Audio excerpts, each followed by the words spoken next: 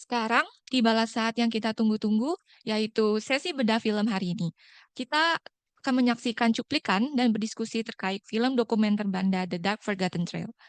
Untuk itu, mari kita saksikan bersama-sama cuplikan behind the scene dari film Banda The Dark Forgotten Trail.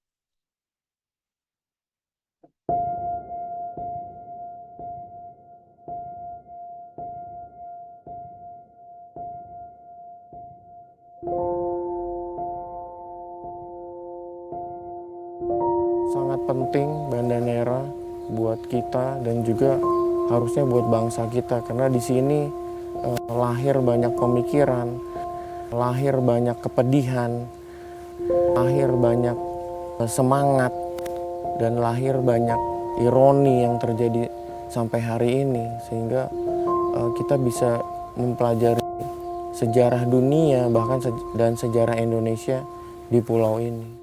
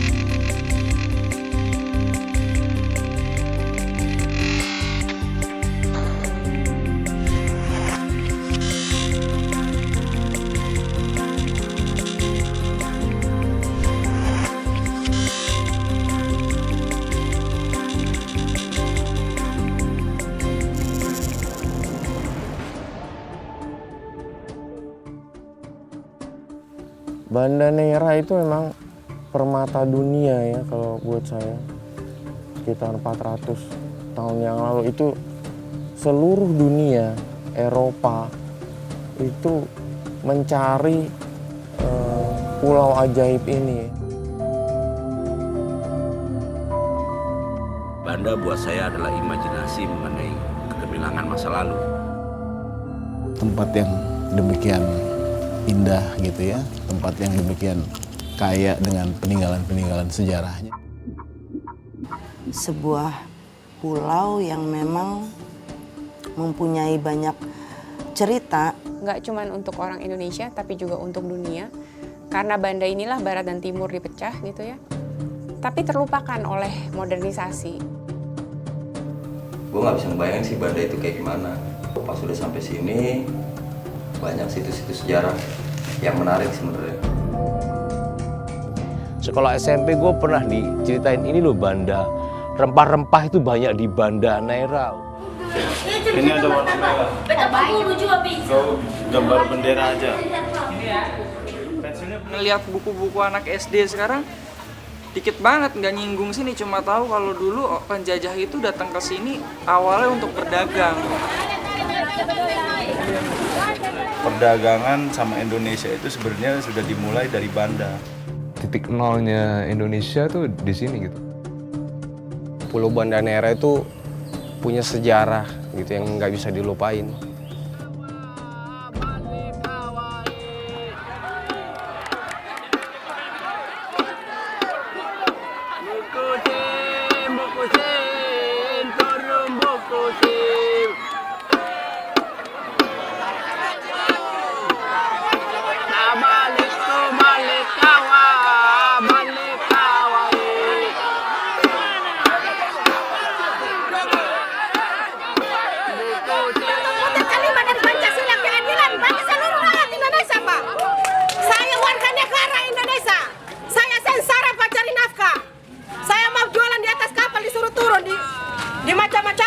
Karena Banda ini tidak besar pada daerah. Kalau besar seperti daerah lain tidak apa-apa. Tidak apa-apa, Pak.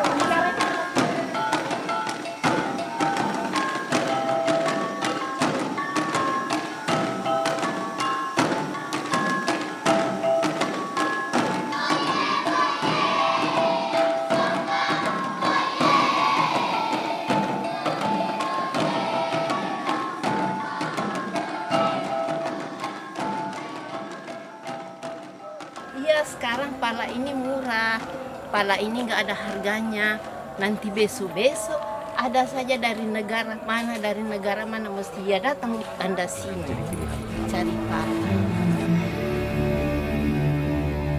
Sering kita mendapat penjelasan dari Dinas Pertanian juga ya, bahwa pala Banda tidak ada yang lawan. Bahkan biarpun dari Grenada, biarpun dari Sri Lanka, tetap pala Banda.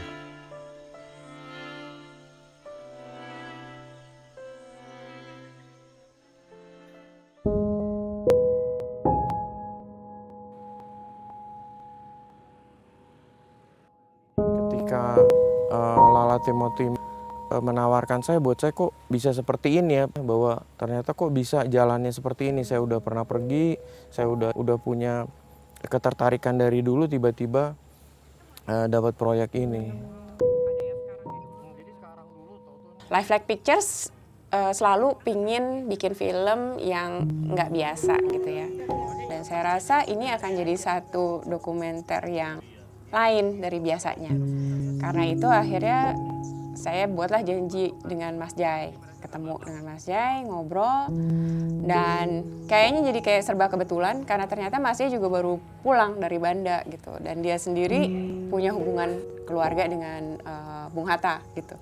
Jadi ada sesuatu personal yang ingin dia ungkapkan juga di film ini. 1 menit nih ya, nanti saya bikin gini, misalnya ini ada animasi dulu, jangan dihabisin dulu, berapa detik, masuk gambar pengalihan dulu, misalnya kayak ngambil beneran. Saya maunya kita coba untuk pikir sendiri gitu ya, kenapa kita buang jauh-jauh referensi apa yang pernah dibuat, apa itu film dokumenter, bagaimana kita menangkap itu, boleh nggak kita menemukan suatu bentuk sendiri, suatu cara bertutur secara visual yang belum pernah dilakukan orang banyak.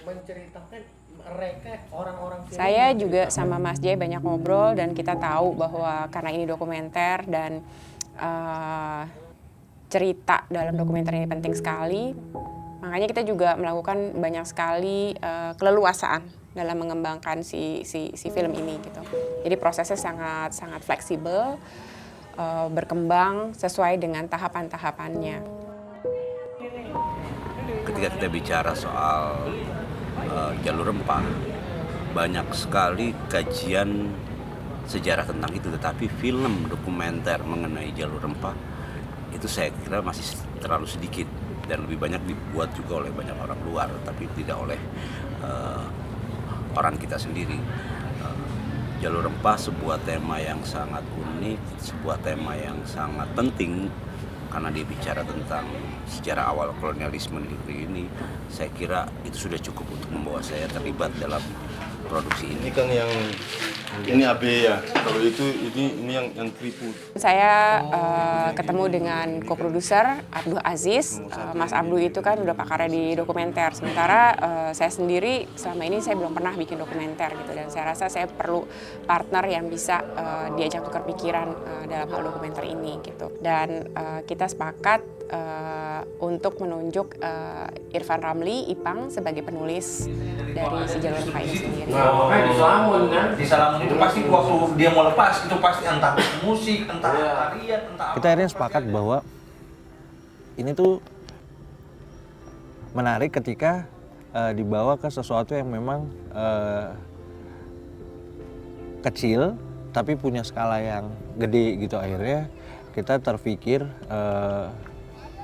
ada satu tempat di timur Indonesia namanya Banda Neira, tempat yang pada satu masa itu diperebutkan, kolonialisasi dimulai dari sini, perbudakan dimulai dari sini, genosida pertama terjadi di sini, tempat yang secara konteks sejarah tuh gede banget. Kalau yang lain yang emang kita ke pulaunya, jadi ada yang dari air dulu, nanti ada yang mendarat, tapi yang mendarat nanti kan kita tentuin, oh ini bagus ini. Saya ini nggak ahli dalam mempresentasikan sesuatu, maksudnya dalam preproduksi, karena buat saya lebih senang kita langsung explore, kita langsung menjelajah, dan di situ kita akan mendapat ceritanya. Ceritanya akan datang kepada kita.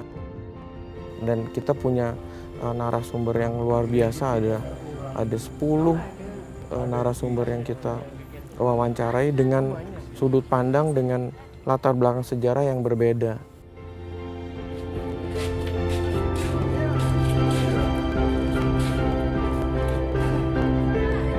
Firasat saya itu udah nggak enak ya, nggak enak. Terjadi sweeping, mereka berteriak lantang di jalan-jalan, orang banyak pokoknya. Cari Pongki, bunuh Pongki, dia bukan orang Indonesia, dia orang Belanda. Bunuh dia, cungkil matanya, cincang dia jadi bakasang. Saya pikir di situ sudah ajal saya.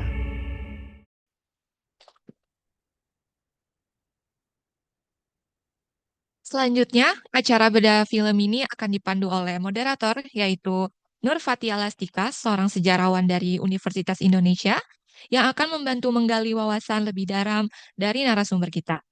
Kami juga mengundang partisipasi dari Bapak dan Ibu sekalian untuk sesi tanya jawab nanti, serta kami juga akan memberikan apresiasi bagi para peserta yang bertanya. Tanpa berlama-lama, mari kita simak bersama sesi bedah film hari ini. Pada moderator, kami persilakan.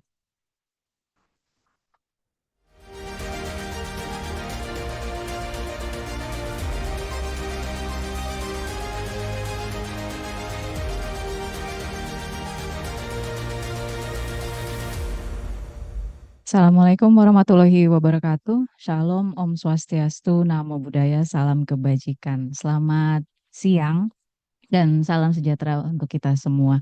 Selamat datang Bapak Ibu dan rekan-rekan semua dalam acara bedah film Banda, The Dark Forgotten Trail, dengan judul acara Banda, Sejarah yang Terlupakan, Ingatan yang Diperjuangkan. Terima kasih Mbak MC atas perkenalannya.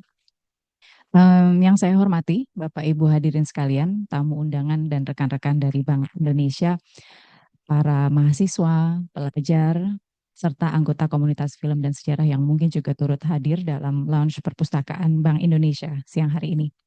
Sekali lagi, kenalkan saya Nur Fatia Lastikasari, saya dari Departemen Sejarah, Fakultas Ilmu Pengetahuan Budaya Universitas Indonesia, dan pada kesempatan kali ini saya dapat tugas untuk jadi moderator. Nah, untuk itu saya kira saya akan mengundang langsung narasumber kita, yaitu Mas Irfan Ramli, untuk bergabung di atas panggung. Ya.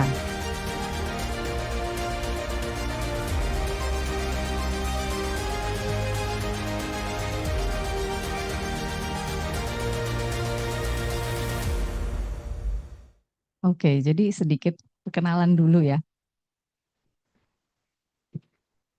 Ya, baik. Meskipun saya yakin rekan-rekan juga sudah kenal dengan Mas Irfan ya, tadi apalagi sudah diberikan juga tayangannya. Udah tahu sebetulnya bahwa Mas Irfan ini adalah kreator film, kemudian merupakan bagian dari tim produksi film dokumenter yang barusan kita lihat tayangannya. Dan pada produksi film dokumenter tersebut, Mas Irfan adalah penulis naskah untuk film Banda, The Dark Forgotten Trails. Nah, sehingga ini akan jadi sangat menarik untuk menelaah lebih lanjut tentang film ini langsung dari Mas Irfan. Sebab artinya pada dasarnya karya yang barusan Bapak Ibu dan rekan-rekan saksikan itu adalah hasil gagasan kreatif dari Mas Irfan. Nah, sebelum kita mulai mendengarkan Mas Irfan bercerita soal misalnya proses riset, penulisan, dan produksi film itu sendiri, saya rasa saya perlu memberikan apresiasi terlebih dahulu bahwa film dokumenter itu, Mas Irfan, sekarang sudah bisa jadi salah satu sumber sejarah yang digunakan sejarawan untuk menggali apa-apa saja yang pernah terjadi di masa lalu. Dan film dokumenter dalam beberapa bentuk tertentu misalnya itu bisa termasuk ke sumber primer yang kategorinya itu sama seperti arsip atau dokumen-dokumen tulis. Dan dari film dokumenter rupanya juga sejarawan itu bisa menemukan hal-hal yang sifatnya itu emosional, kemudian personal yang bisa diketahui lebih dari yang catatan di dalam arsip selama ini. Dan dari film Banda The Dark Forgotten Trails, saya yakin Bapak Ibu yang hadir sudah menonton gitu ya. Kita sebetulnya bisa melihat bagaimana kita itu sebagai penonton dibawa untuk menelusuri kembali sebuah episode penting dalam sejarah Indonesia, yaitu bagaimana Kepulauan Banda yang sebetulnya tidak besar gitu ya. Pulau Banda itu kecil, kemudian terletak di timur Nusantara. Bahkan sekarang kalau Bapak Ibu atau rekan-rekan mau ke sana, itu butuh planning yang nggak mudah ya. Karena kemarin itu terakhir saya sempat mau ke sana, Mas Irfan, tapi nggak jadi karena nggak dapat jadwal kapal. Nah, jadi dari sebuah pulau yang kecil itu, ternyata disitulah pusat perdagangan dunia itu pernah berkembang gitu ya. Karena apa? Karena satu komoditas, yaitu pala. Nah, akan tetapi menarik juga jika kita melihat karya ini lebih dari sekedar rekaman sejarah masa kolonialisme. Sebab justru sebetulnya film ini menjadi pengingat kolektif bagi kita bahwa sumber daya alam yang kita miliki itu pernah menjadi hotspot atau titik panas gitu ya, kunci dari kontestasi ya, perebutan kekuatan-kekuatan global, dan juga bahwa tragedi kemanusiaan itu bisa lahir dari ketamakan manusia, dan bahwa ingatan sejarah adalah bagian penting dari identitas diri kita hari ini. Dan ada lagi yang ingin saya sampaikan, bahwa barusan ya dari tayangan yang kita lihat, pertama ada anggapan yang berkembang di masyarakat bahwa apa yang diajarkan di sekolah-sekolah selama ini itu menunjukkan bahwa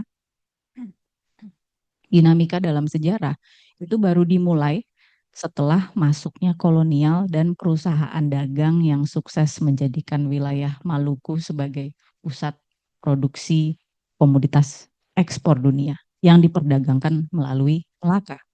Nah, hal ini tentunya bisa kita katakan kurang atau tidak tepat sama sekali, karena dalam beberapa literatur mengenai kekuatan-kekuatan maritim dan perdagangan insular di Asia Tenggara, kita bisa temukan bahwa sejumlah besar kerajaan, kesultanan di Nusantara itu sudah melaksanakan pelayaran antar bangsa yang lebih ekspansif dengan pedagang-pedagang dari Jawa, dari Cina, Arab, Gujarat, Persia, dan lainnya, yang mereka ini juga sudah sampai ke Banda untuk memperoleh pala atau fuli juga ya, bunga pala.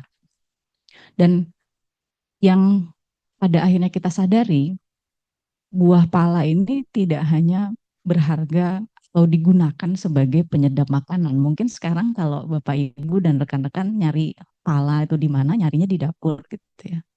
Tapi ternyata signifikansi pala itu jauh lebih dari sekedar penyedap makanan. Karena pada masa itu yang dibutuhkan adalah komponen atau satu komoditas yang bisa membantu manusia untuk melakukan yang namanya pengawetan makanan. Karena dulu belum ada kulkas gitu ya. Jadi untuk pengawetan makanan, juga untuk bahan pengobatan. Maka pala itu menjadi satu komoditas yang penting, selain juga misalnya cengkeh kalau kita bicara soal wilayah Indonesia Timur. Dan Banda pada akhirnya memegang peran monumental dalam sejarah perdagangan global, karena Banda ini menjadi satu-satunya wilayah yang memproduksi pala di dunia selama berabad-abad. Dan Banda bertransformasi menjadi pusat perebutan kekuatan-kekuatan Eropa. Dan VOC salah satunya. VOC ini berhasil memaksa masyarakat Banda ketika itu untuk tunduk pada perjanjian monopoli yang pada akhirnya membuat hasil panen pala di Banda harus senantiasa dijual kepada VOC. Nah, akan tetapi tentu saja ada perlawanan dari masyarakat lokal, bahwa dari yang sebelumnya perdagangan itu terbuka dengan banyak pihak, sekarang hanya boleh eksklusif ke VOC saja. Ada beberapa kelompok masyarakat yang kemudian memutuskan untuk tetap berdagang dengan pihak-pihak lain di luar VOC. Dan inilah yang pada akhirnya memicu satu peristiwa ketika VOC itu um, menindak pelanggar-pelanggar ini dengan cara-cara yang cukup ekstrim, yang pada akhirnya ribuan orang dibantai, diperbudak, atau bahkan mereka melarikan diri. Dan ini pada akhirnya bukan hanya berdampak terhadap masyarakat Banda pada saat itu, tapi juga terus-menerus hingga sekarang, yang pada akhirnya mengubah wajah demografi Banda selamanya. Dan saya kira sejarah Banda ini mengingatkan kita bahwa cita rasa dunia itu pernah dibangun di atas penderitaan dan perjuangan masyarakat Belanda. Nah, mungkin kita akan bahas lebih lanjut sambil kita mengobrol langsung dengan Mas Irfan, karena saya juga amat sangat penasaran nih, sebagai seorang penulis naskah dari film Banda The Dark Forgotten Trails ini, apa sebetulnya pesan atau makna yang ingin disampaikan dari produksi film ini kepada para penonton? Mbak Fatia, terima kasih. Teman-teman yang ada di acara ini, terima kasih. Pertama-tama salam kenal, saya Irfan Ramli. Di film Banda, seperti yang sudah disampaikan, saya jadi penulis skenarionya.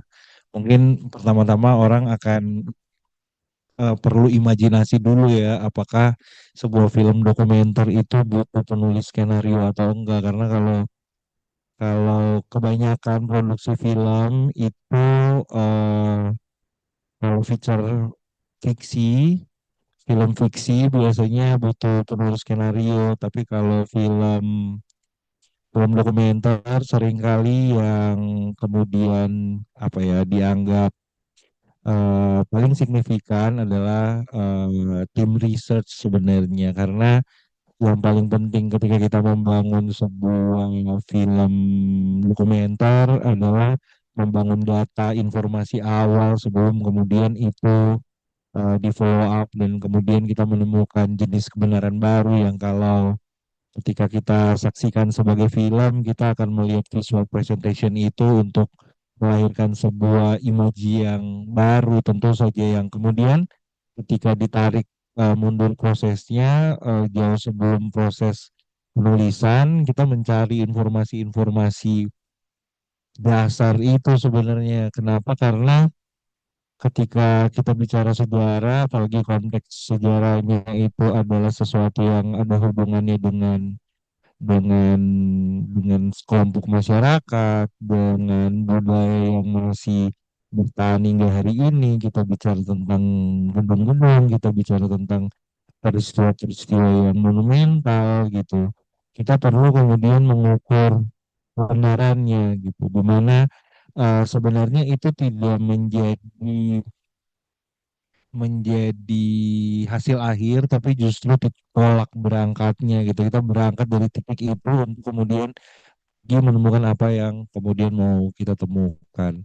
Nah, ketika pertanyaannya adalah tentang apa sih sebenarnya yang mau disampaikan, tadi sebenarnya di cuplikan dokumenter itu ada beberapa pernyataan yang sangat signifikan sebenarnya untuk dikutip ulang, bahwa misalnya yang disampaikan produsernya Lala Timo itu dia yang menginisiasi proyek ini. Kebetulan dia sangat apa ya, dia sangat bersemangat sekali. Dia menganggap bahwa yang saya selalu menganggap begini, sejarah itu menarik.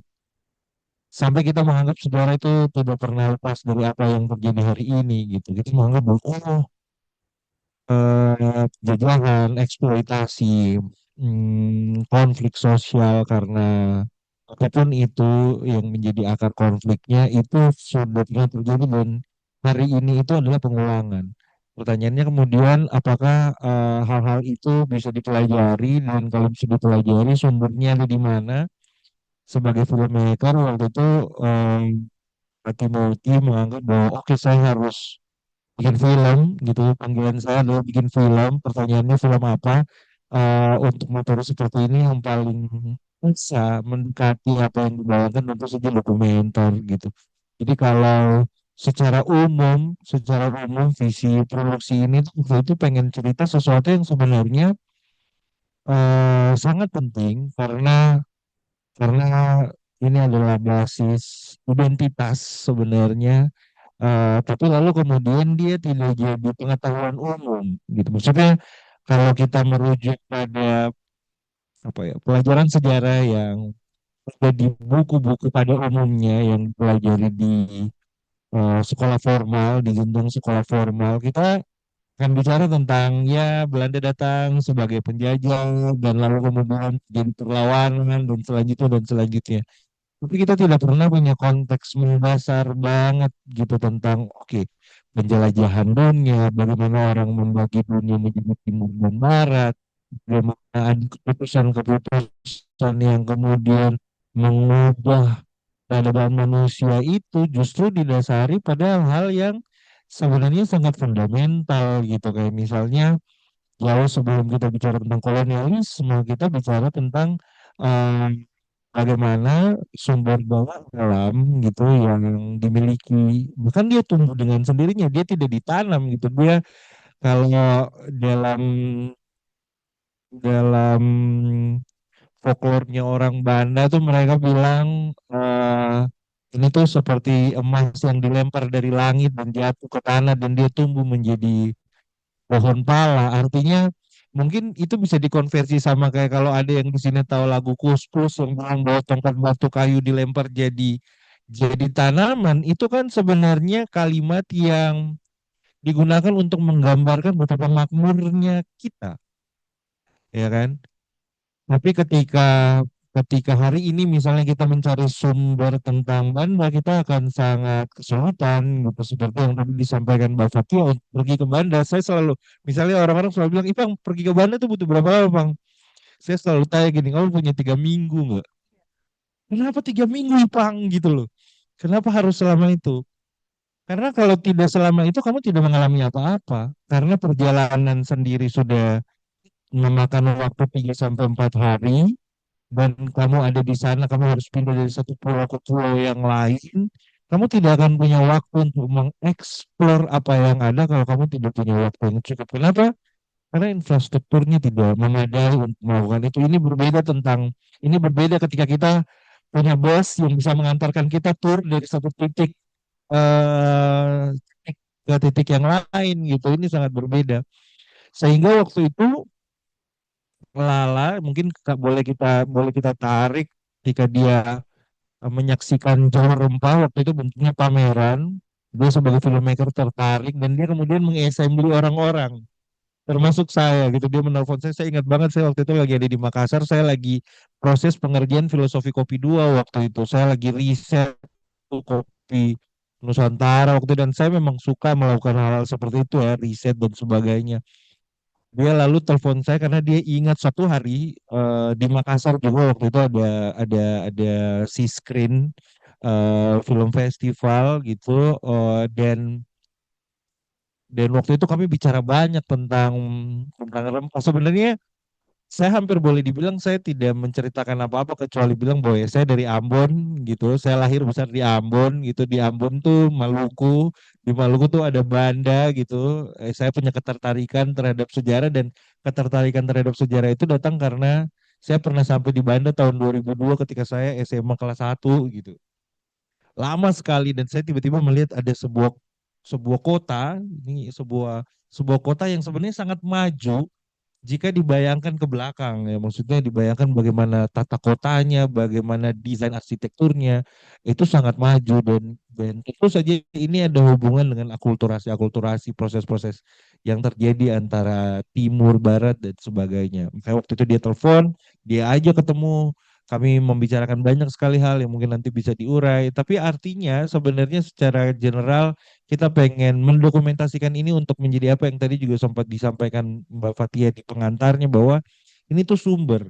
Karena kalau boleh saya ingat gitu, ada proses misalnya saya tidak pernah melihat ada anak sekolah yang nonton film lalu tepuk tangan gitu karena dia sangat bangga gitu. Maksudnya bangga tuh maksudnya kayak belajar sejarah itu kan dulu konteksnya membosankan ya. Dia seperti maksudnya saya pernah nanya teman yang ada di di di di basementnya Arsip Nasional misalnya.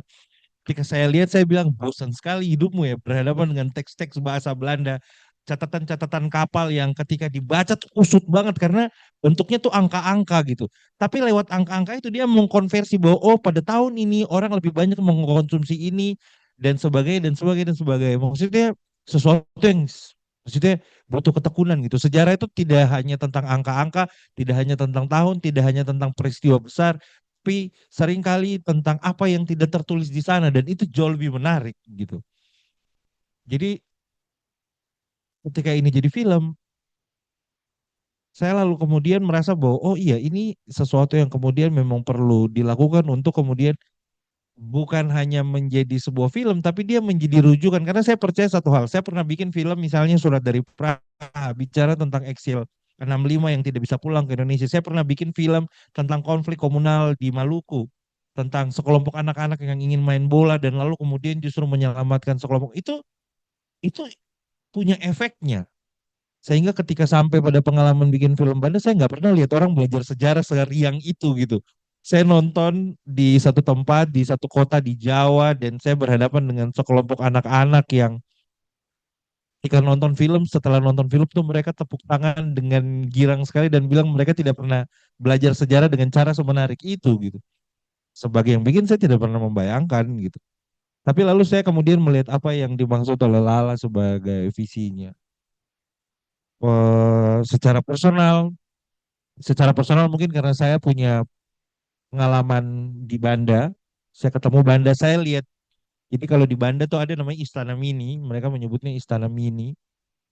Itu miniatur persis seperti yang ada di Istana Negara dan itu lebih dulu, dibangun lebih dulu. Maksudnya yang menarik adalah kemudian itu menjadi gambaran bahwa bahkan arsitektur yang ada di Indonesia gitu, yang dibawa oleh pemerintah kolonial waktu itu, atau dibawa Belanda atau dibawa Eropa waktu itu tuh tersebar di mana-mana dan terhubung sebenarnya gitu. Jadi ketika kita melihat akar satu tempat gitu, kita tidak hanya melihat melihat bagaimana orang-orang itu berbicara atau apa yang mereka bicarakan, tapi kita bisa melihat warna pakaian yang dia gunakan, simbol-simbol logam yang ada, bendera yang ada. Saya tuh kadang berpikir gini, gila ya ini satu kampung dengan kampung yang lain tuh mereka punya bendera sendiri dan itu sudah ratusan tahun gitu loh.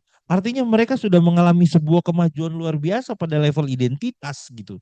Dan itu sesuatu yang kemudian sebagai proses itu tidak terjadi begitu saja, tapi ada banyak sekali tempaan dan dorongan yang kemudian membentuk itu. Sehingga ketika saya punya kesempatan melakukannya, saya nggak mikir dua kali waktu itu. Dan sebagai dokumenter saya nggak tahu ya, sebagai filmmaker, maksudnya sebagai sebagai sebuah film dokumenter, seingat saya ini masih jadi film dokumenter paling mahal yang pernah dikerjain di Indonesia gitu. Eh dia mengkolaborasikan visual presentation yang apa ya? Saya tidak pernah lihat juga sebelumnya sebagai penonton film, saya itu juga tidak pernah mengalami menonton film ini gitu. Maksudnya pertanyaannya apakah apakah itu yang terbaik buat saya debatable, tapi ketika saya menonton saya sendiri tidak pernah menyaksikan apa yang kemudian berhasil diwujudkan dalam bentuk film dokumenter tersebut gitu. Iya, Mas Irfan. Nah, ini sebetulnya jadi menarik gitu karena di kami di sejarah, di jurusan sejarah itu ada mata kuliah film dokumenter sejarah dan film Banda The Dark Forgotten Trails ini itu jadi salah satu contoh yang saya minta mahasiswa untuk saksikan. Kenapa? Karena yang bisa dilihat dari film ini itu nggak cuma soal bagaimana sutradaranya itu menampilkan kisah tentang Banda, tapi juga ada proses riset yang sebetulnya mirip dengan kerja-kerja sejarawan.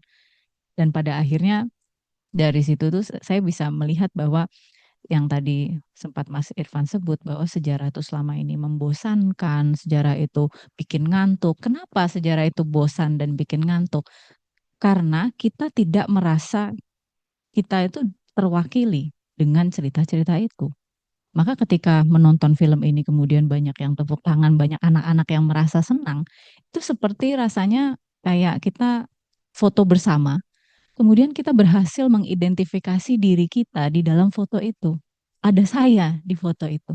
Maka dari itu saya merasa bangga, saya merasa menjadi bagian dari keseluruhan ini. Anak-anak ini merasa cerita mereka, cerita tentang leluhur mereka, nenek moyang mereka, orang-orang terdahulu mereka, itu tersampaikan di sini. Dan pada akhirnya semua orang bisa tahu kan soal kisahnya Banda, apa yang pernah dulu terjadi di Banda dan seterusnya.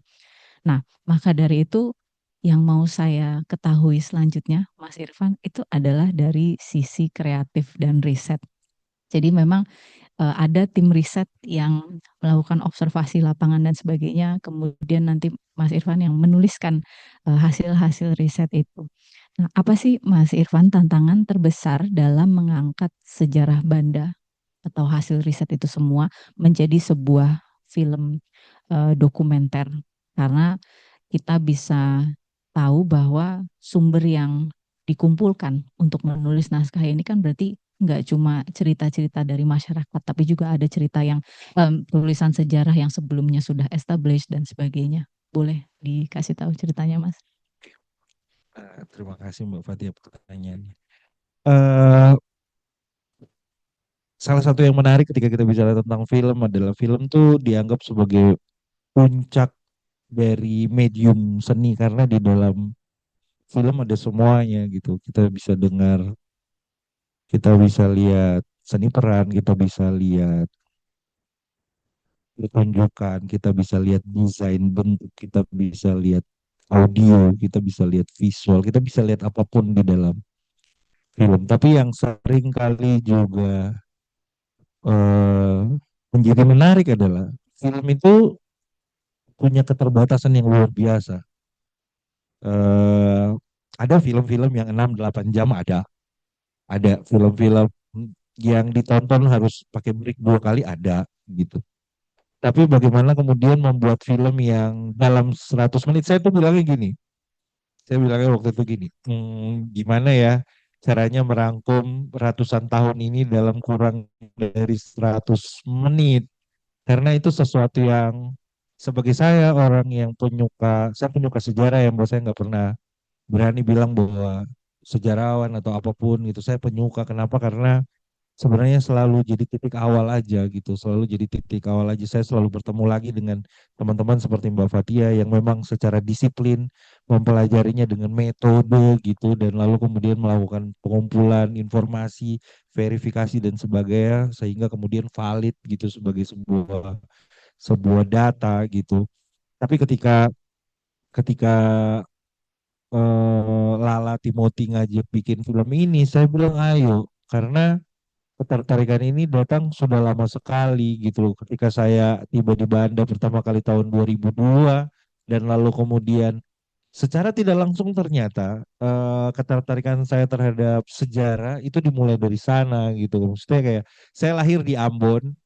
eh Ambon tuh juga punya benteng-benteng gitu, punya punya orang-orang tumbuh dengan ingat memori terhadap terhadap orang Belanda yang ada di sana, tradisi-tradisi, makan roti di pagi hari, minum teh di sore hari, hal-hal yang sangat sangat apa ya, sangat sangat Eropa gitu.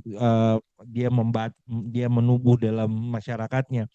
Tapi ketika saya bertemu Banda, saya menemukan satu bentuk yang lebih besar dari yang pernah saya bayangkan sebelumnya. Dia seperti sebuah, orang-orang sering bilang bahwa itu miniatur Indonesia gitu, dalam bentuk yang hiperbolik gitu.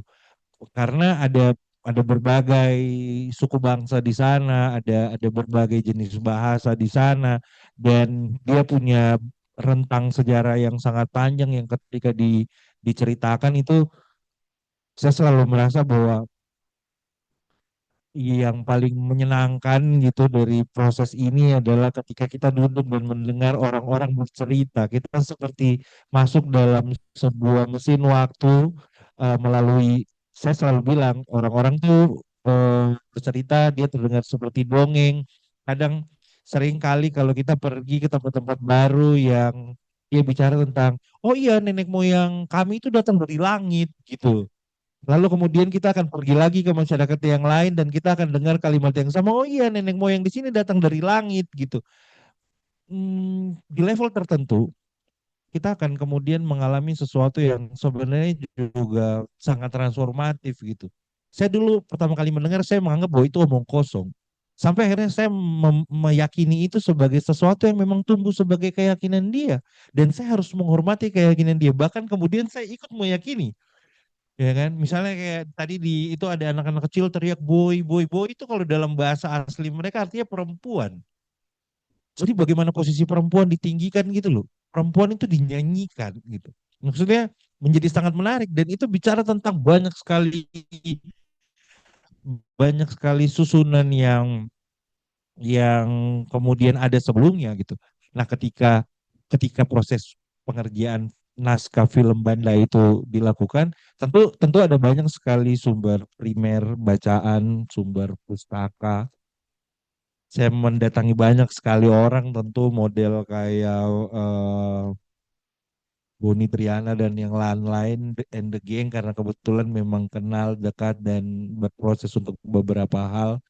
eh saya datangi gitu dan kemudian apa sih namanya semacam meminta saran gitu. Saya bertemu eh, beberapa teman-teman yang ada di arsip juga, di museum arsip, untuk kemudian mendapatkan apa sih namanya data-data yang mereka punya, karena waktu itu juga mereka baru di tahun itu, ini kan 8 tahun, ini berarti itu sekitar, ini prosesnya tuh sekitar berarti prosesnya sekitar 2 tahun. Kalau filmnya 8 tahun lalu berarti 10 tahun lalu gitu. Waktu itu tuh Ibu Mona Lohanda, itu beliau lagi buka arsip kapal itu loh, logbook, logbook kapal gitu. Dan saya lihat maksudnya saya lihat beberapa beberapa parsialnya gitu, tapi ya tentu saja itu bagian dari pekerjaan dia yang banyak di basement itu gitu. Dan kami bicara tentang banyak hal gitu. Jadi berangkat dari sumber-sumber inilah kemudian kita melakukan penelusuran. Tapi yang menarik sebenarnya ketika ditanya proses kreatif, bikin film itu kan kita mentransformasikan gagasan ke orang ya. Maksudnya sejujurnya saya itu tidak pernah membayangkan bikin film Banda itu sampai ke dihubungkan dengan Indonesia Merdeka. Saya tidak pernah. Saya tuh membayangkan ini, makanya ketika saya diajak pertama kali saya bilang gini, ini tuh kalau film tuh harusnya dimulai dari Granada, Zanzibar gitu. Kita pergi dulu ke sana gitu, lalu kemudian kita bertanya-tanya kenapa kita ada di sini, baru kemudian kita menyusuri sebuah jalur yang kemudian mengantarkan kita sampai pada tempat film itu sebenarnya kemudian akan diceritakan gitu. Atau kalau tidak punya biaya sebesar itu, kita mulai dari Surabaya, ya kan? Bagaimana pala itu sekarang ditimbun di sana, kita harus mengikutinya, bentuk pendekatan dokumenter investigatif yang follow prosesnya itu cukup panjang gitu. Tapi lalu ketika saya bertemu dengan produser dan lalu kemudian produser juga bertemu dengan Jai Subiakto gitu, ini dihubungkan sampai pada proses apa sih namanya, bagaimana gagasan Indonesia, bagaimana nasionalisme Hatta dan Sarir di Banda itu diceritain gitu. Kayak makanya saya bilang kayak gimana caranya merangkum sekian ratus tahun itu dalam sebuah cerita gitu. Jadilah dokumenter yang kemudian kita lihat. Tapi ketika prosesnya terjadi, yang harus dilakukan kemudian adalah saya membuat sebuah rangkuman gitu loh. Saya membuat timeline yang kemudian timeline itu punya rujukan bacaan selanjutnya untuk kemudian membuat orang tahu dulu ini garis awal rempah itu dari mana sih sampai kemudian orang bertemu dengan apa yang tadi kita sebut gitu, filmnya Pala gitu, eh, jadi salah satu komoditi yang mengubah konstelasi politik saat itu gitu.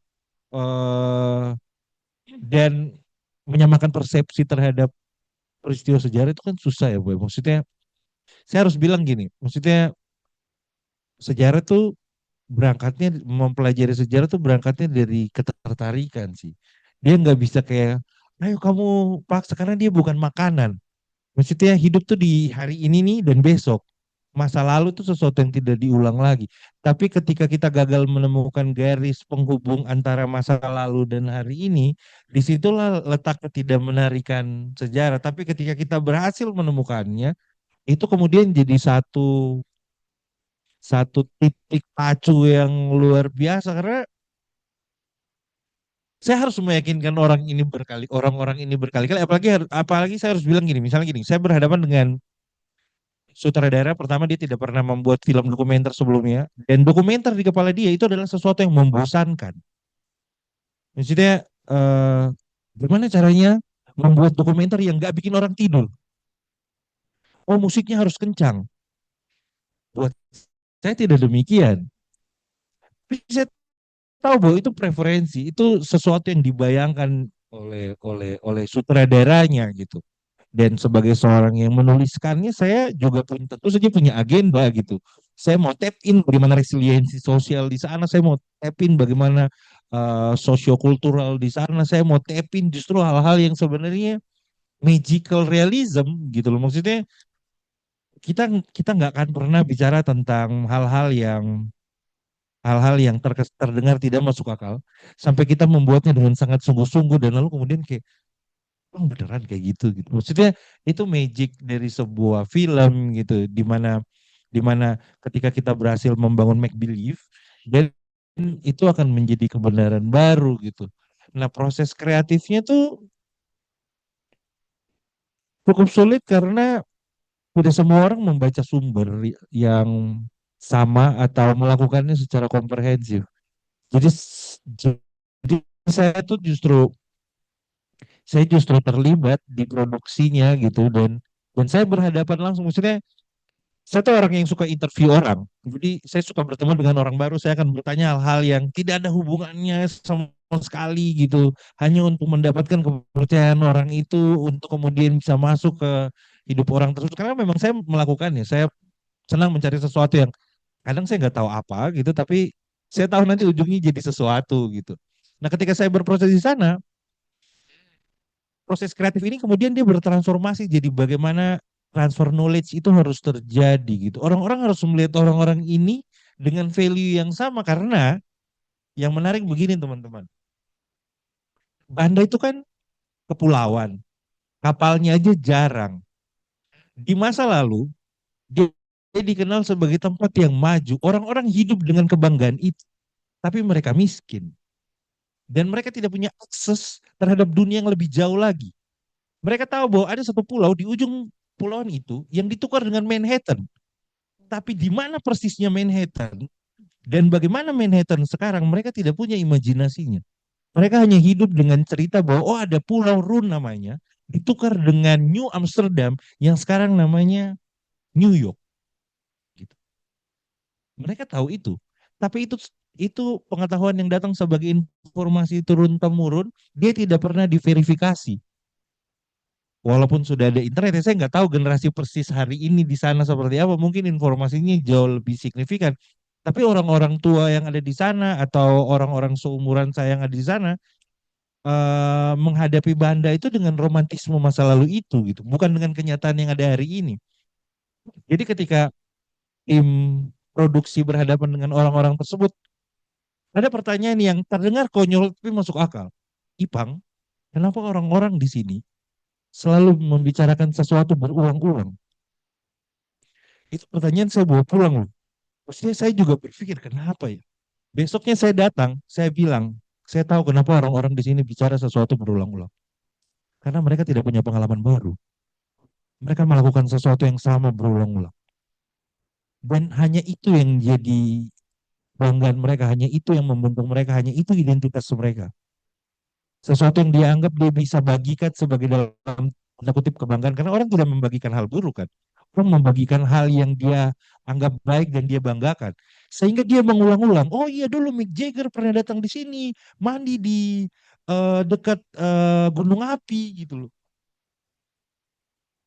Saya akan bertanya gitu, emang beneran lihat Mick Jagger gitu? Tapi orang-orang tidak peduli terhadap pertanyaan seperti itu. Dia hanya tahu Mick Jagger pernah landing di Banda dan mandi dekat gunung api. Pertanyaannya kemudian, apakah itu kebenaran ataukah itu cerita yang berulang-ulang lalu kemudian menjadi kebenaran? Ini sesuatu yang harus saya transfer pengetahuannya ke tim produksi untuk bilang bahwa kalian harus melihat orang-orang ini berharga dan bahkan ketika itu terdengar konyol, kamu harus melihatnya sebagai sesuatu yang valuable. Karena kamu tidak bisa memberi pandangan yang menghakimi bahwa, kamu lagi bohong. Nggak gitu, saya punya sumber lain. Karena itu akan menempatkan subjek dokumenter kita ada di level yang tidak confidence. Karena yang menarik sebenarnya ketika kita nonton dokumenter itu kan apa yang kita dokumentasikan itu sudah tidak peduli dengan kehadiran kita. Nah ini sulit karena waktu produksinya tidak lama. Maksudnya ketika kita ngomongin misalnya tipe dokumenter observasional misalnya, di mana kamera tuh dari dalam rumah berbulan-bulan. Di mana orang yang kita dokumentasikan sudah tidak lagi peduli, dia sudah menubuh dengan kamera itu sudah menjadi bagian dari ruang tempat dia hidup. Kan levelnya kepercayaan. Kamu bayangin ada orang yang tidak pernah bertemu dengan kamera, lalu untuk pertama kalinya dia dikepung 5 kamera dan puluhan orang. Panik. Saya bilang, besoknya saya datang, saya bilang saya tahu jawabannya. Karena orang-orang ini tidak pernah mengalami hal baru dan situasi ini pressure banget. Apa yang dia mau ceritain? Dia nggak tahu harus menceritakan apa. Karena ada 5 kamera, ada puluhan orang yang menunggu gitu. Maksudnya ketika di depan kamera kan dia harus memberi visual impresi yang impresi tertentu. Sementara kita yang di belakang kamera kan lagi cuma ngeliatin dia seperti ini gitu. Saya bilang ini jadi penting karena ada ruang yang harus ditembus antara kamera dan realitas yang ada di depan kamera dan yang ada di luar kamera karena dia membicarakan sesuatu yang bahkan mungkin tidak pernah dia lihat sendiri tapi dia dengar berulang-ulang gitu. Dan kita harus kemudian melihat ini sebagai sesuatu yang kebenaran baru yang kita kolek gitu. Makanya proses kreatifnya jadi kemudian menjadi sangat sangat signifikan gitu dari mulai sumber bacaan, mau verifikasi, menghubungi beberapa rekanan di Belanda untuk kemudian pada titik ngerjain film Belanda saya percaya satu hal. Siapapun yang menjadi menteri pendidikan seharusnya mewajibkan bahasa Belanda. Kenapa? Karena dokumen sejarah kita itu ditulis dalam bahasa Belanda. Ketika kita mau mempelajari bahasa Belanda, mau mempelajari sejarah, maka kita seharusnya bisa mengakses itu dalam bahasa pertama ditulis gitu. Bukan tunggu itu diterjemahkan dan sebagainya dan sebagainya. Jadi sebentar kita bicara tentang identitas, bagaimana membanggakan diri kita di masa lalu dan lalu kemudian bagaimana kebanggaan masa lalu itu dibawa sampai hari ini. Tapi kalau sumber primernya aja nggak bisa kita akses, nggak bisa kita baca. Saya ingat banget saya punya teman namanya Nanang Jajang Nurjaman di ANRI yang dia fasih membaca bahasa Belanda dan saya menghubungi dia berkali-kali untuk pekerjaan ini. Hanya untuk apa? Hanya untuk minta dia baca bahasa Belanda karena kita nggak bisa pakai Google Translate. Karena ini berbeda ditulis di satu periode yang sama. Indonesia sebagai teks saja mengalami perkembangan ya bahasa Belanda juga gitu. Jadi ada challenge yang luar biasa besar gitu. Malah kayak kalau ditanya sebagai sebuah film, saya pikir bentuk-bentuk ini tuh bentuk-bentuk yang harus diulang terus-menerus. Orang harus kemudian menemukan bentuk-bentuk baru untuk menceritakan ini gitu. Kira-kira seperti itu sih, Mbak. Ya, ini jadi menarik gitu ya. Sekarang saya jadi tahu kenapa film Banda, The Dark Forgotten Trail ini cocok ketika saya kasih ke mahasiswa sebagai contoh film dokumenter sejarah yang paling baik, Mas Irfan. Karena ternyata barusan kita dengar sendiri dari Mas Irfan bahwa proses riset, proses penulisan naskah itu melewati serangkaian tahapan yang menurut saya jujur itu kompleks banget, Mas Irfan. Karena saya sendiri menyeramkan kalau iya, enggak, Pak. karena saya sendiri berhadapan dengan arsip itu rasanya apa ya? Antara gembira dengan kesal gitu. Kesal karena keterbatasan bahasa, lama saya harus memproses itu. Tapi sekaligus gembira juga ketika kita ketemu satu temuan yang orang-orang lain tuh belum tahu, yang publik belum tahu. Nah, lebih dari sekadar arsip yang lebih menurut saya menjadi apa ya? Nyawanya dari film dokumenter ini itu adalah ketika hasil-hasil wawancara itu diolah. Karena seperti yang saya sempat bilang tadi mungkin di awal bahwa ketika kita baca arsip, ketika kita baca dokumen tertulis itu seringkali tidak sepenuhnya menceritakan apa yang terjadi. Karena mungkin Bapak Ibu juga teman-teman semua pernah dengar bahwa sejarah itu seringkali cerita tentang orang-orang besar ya, orang-orang terkenal, orang-orang yang sukses. Ya kalau quotes umumnya sejarah milik pemenang gitu ya.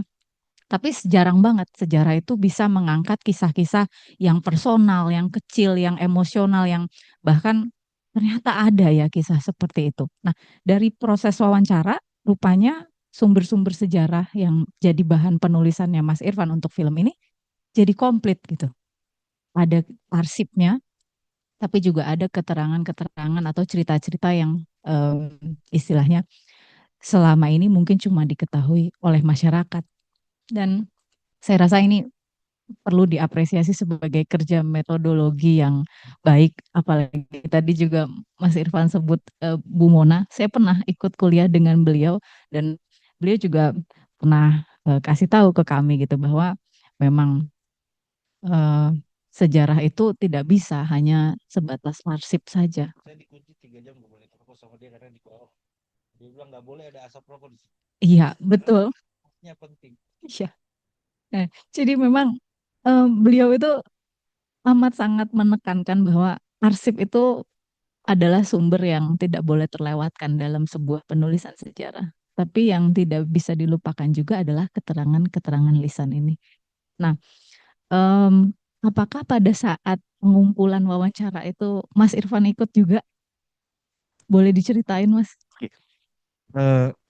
Jadi menarik tuh gini. Jadi saya itu di hire, dibilang awalnya kalau di kerja film kontrak dan sebagainya gitu ya, kamu sampai menyelesaikan naskah dan habis itu ya sudah gitu. Lalu ada adendum, ada pasal tambahan, kemudian Ipak kayaknya kamu harus ikut karena kamu adalah orang pertama yang bertemu dengan orang-orang ini. Sebenarnya orang-orang ini butuh dijembatani. Dalam hati saya, kan gue udah bilang gitu loh. Maksudnya butuh bahasa pertama gitu. Apalagi teman-teman datang dari Jakarta. Manapun tanpa mengurangi rasa hormat gitu, ada sudut pandang apa ya, penghakiman sebenarnya gitu, kayak kalau hidup miskin sih gitu, kok kok gini aja sih, kok semangat hidupnya, kok pemalas sih orang-orangnya gitu. Itu kan konsepsi yang ada di, iya, cara pandang yang berbeda dan itu sangat Jakarta sentris gitu. Maksudnya ada penghakiman yang diberikan gitu. Kalau pagi jam 7, jam 8, jam 9 masih depan rumah lagi ngopi. Jam 5 sore lo udah depan rumah lagi ngopi gitu, ngeteh gitu. Kok hidup lo isinya ngeteh pagi, ngopi malam, ngobrol tengah malam, tidurnya nanti bangunnya siang ya gitu. Itu kan sesuatu yang tidak bisa dihindari ya. Karena memang itu bagian dari bagaimana masyarakat itu hidup. Jadi ketika ketika proses pengerjaan ini saya tuh pergi ke Banda tuh 4 kali gitu, 5 kali bahkan. Jadi ada proses beberapa kali yang dilakukan dulu, bertemu apa dan sebagainya. Bahkan saya harus bilang bahwa apa ya, saya lebih sering pergi ke Banda daripada pergi pulang ke rumah gitu di Ambon itu, karena saya waktu itu sudah domisili Jakarta juga gitu. Dan nggak tahu ya, di tempat-tempat seperti Banda waktu itu berjalan jadi lebih pelan, sumpah gitu. Jadi kayak dunia bergerak jadi lebih lambat, sangat lambat. Mungkin yang ngangguk-ngangguk pernah mengalami gitu. Tapi kayak kalau kita duduk dan memandang laut dan lalu kemudian gunung api dan lalu kemudian matahari yang jatuh turun dan gelap yang datang, semua bunyi itu seperti mengkonversi waktu jadi lebih apa ya? Mungkin kita akan bilang lebih berkesan kali ya. Karena rasanya semuanya seperti ke masa lalu gitu loh. Seperti berjalan ke masa lalu. Kita seperti membayangkan dunia penyair-penyair atau seniman-seniman pedang gitu yang pergi menumpang kapal dan lalu melompat ke sebuah dermaga dan lalu kemudian hidup sunyi sebagai wuxia gitu. Jadi seru banget gitu karena memang dunia bergerak lebih lebih lebih lambat gitu. Maksudnya saya nggak tahu ya, saya udah lama sekali nggak ke Banda, tapi kita kemana-mana tuh naik, kalau mau rame-rame naik motor Tosa gitu loh. Maksudnya orang nggak punya mobil di sana bisa hitung jari gitu loh. Maksudnya cuma dari 2, 3 mobil-mobil pickup gitu. Kalau mau pergi kemana-mana rame-rame ya naik mobil motor yang ada baknya itu kan. sehingga ketika proses mulai dilakukan gitu, saya bertemu orang-orang ini, kemudian menjadi jembatan antara produser, director untuk kemudian melakukan approach itu. Dan yang sulit memang ternyata itu bahwa mereka tidak datang dari disiplin berkomunikasi yang apa ya, yang mungkin kita menyebutnya ideal kali ya, di mana orang diberikan konteks, lalu informasinya dibangun, cerita itu sesuatu yang dibuat bergulir, mengalir gitu. Mereka enggak. Jadi kayak ada level frustasi yang harus di manage gitu loh. Maksudnya kayak aku ada di sana untuk melakukan itu karena banyak dia, misalnya kayak ada orang namanya Ponky van den Broek, itu dia orang yang paling sering dirujuk kayak dia karena dia adalah representasi orang Banda dan orang Belanda dan pemilik perkebunan Parken gitu.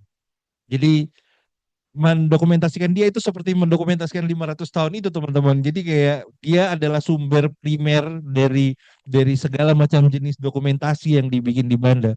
Tapi ada banyak orang-orang lain yang tidak pernah berhadapan dengan kamera sebelumnya. Yang ketika mau diinterview besok, dia udah tidak tidur 2 hari sebelumnya karena dia bingung, saya harus pakai pakaian apa, saya harus duduk bagaimana.